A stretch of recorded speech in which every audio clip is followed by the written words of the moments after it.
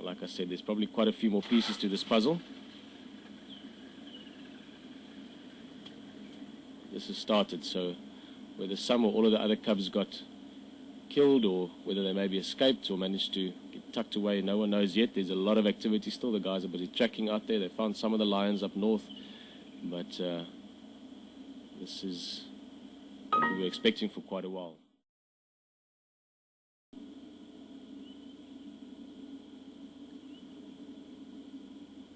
As much as it's very sad and very emotional, it is part of the chain of life. It literally is part of the grass we're looking at now and the air that we breathe. It's all connected. Some days we'll see beautiful, amazing, happy things. See some of them die.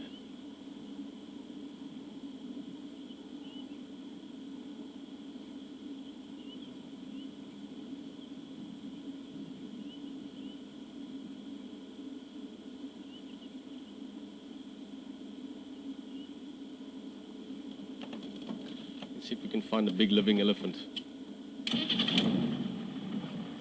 Bush there, and the light was just spectacular on it. And Natal Franklin, as I was saying, is what's happened last night and what's probably going to happen over the next few nights is something that was inevitable with those cubs. Now, it's a lot of things to be said for it. I'm sure there's going to be lots of conversations between lots of people about this over the next few days. We'll talk about it more later on in the morning when we see some of these lions, hopefully, and also this afternoon again. But it's just part of the reality of the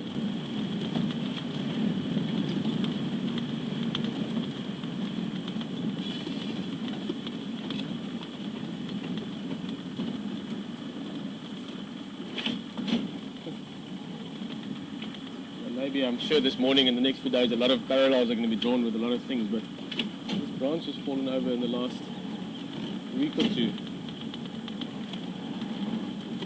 This whole branch on the right hand side here, and this is a very similar at the moment. It is part of their natural process, part of their natural behavior.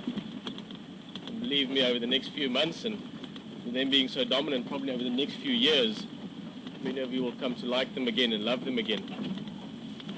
At the moment there's some harsh things happening, but that's part of their cycle and their process. That's how they're going to have their offspring, and that's how they're going to have, hopefully, successful offspring as well, ones that make it to adulthood. So to follow these tracks in here, actually just looking at us over the carcass. Got another one lying just in front of us here. I almost didn't see him.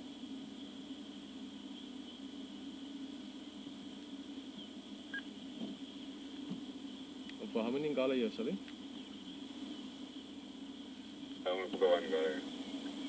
Okay, cool. There's another one here in front, just behind this Latina, and then that one there. So it's two, it looks like. Okay, cool, thanks. So just one thing before, I've actually never seen these madodas before. They're quite muntly relaxed with the mova.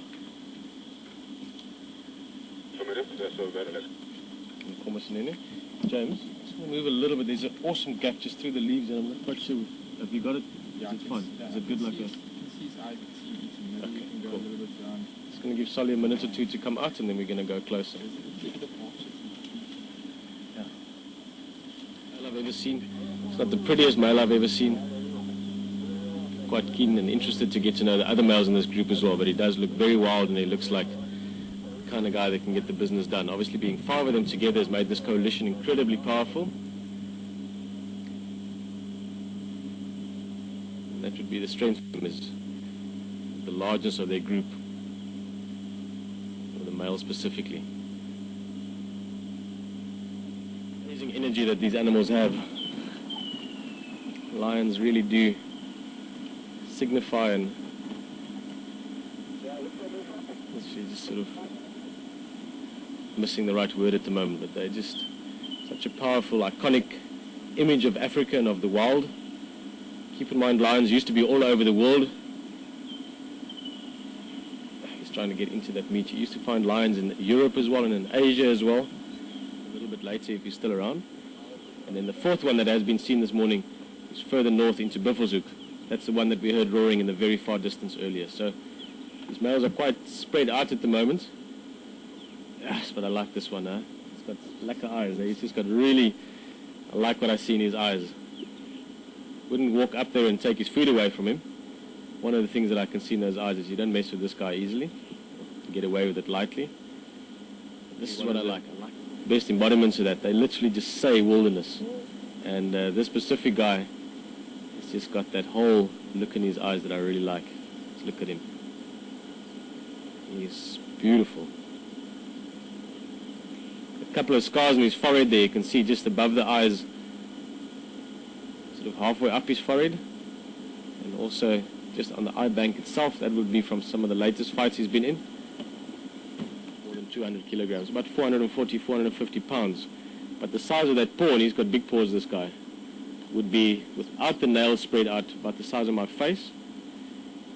Or if you were just where you're sitting now, just open your hand wide and put it on the side of your face. That would be the size of his paw when he's relaxed, when the nails are in, and he's not spreading out the paw. On the other hand, if he actually stretches the nails out, they come out of those sheaths in the toes, he would be able to almost wrap it around your head. Yeah, go.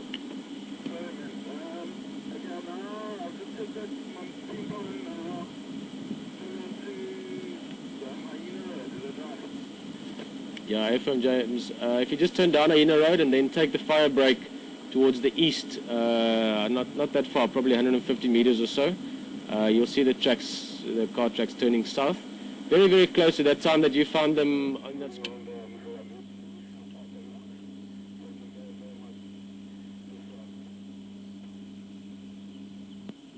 Let's go around. I would love to get in front of him. He's a little bit aware of us.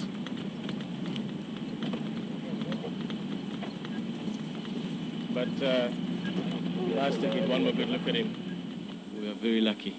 Close and intimate experiences with these lions this morning.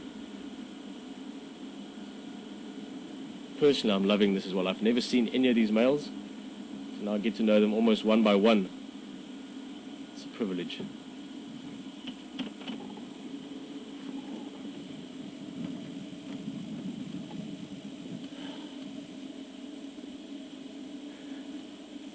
Wow, that is really, really space.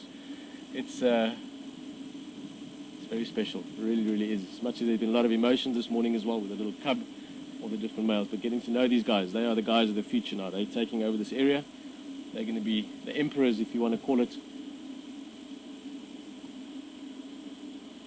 Now, if we're very lucky, there's a chance that we might get to meet one more Mapogo on the way back. Let's have a last look at this guy as he walks off. See him sniffing again, scenting again. He's looking for his coalition partners, most likely his brothers. Mostly with lion coalitions, they're normally related either by being brothers or cousins on the same pride. And looking at him and looking at the first of those three males, don't have a name for him yet. When we stopped with that carcass earlier with the giraffe, the first one we saw feeding, there's definitely a lot of similarities between them in terms of the mane color and so on. Shaka's mane is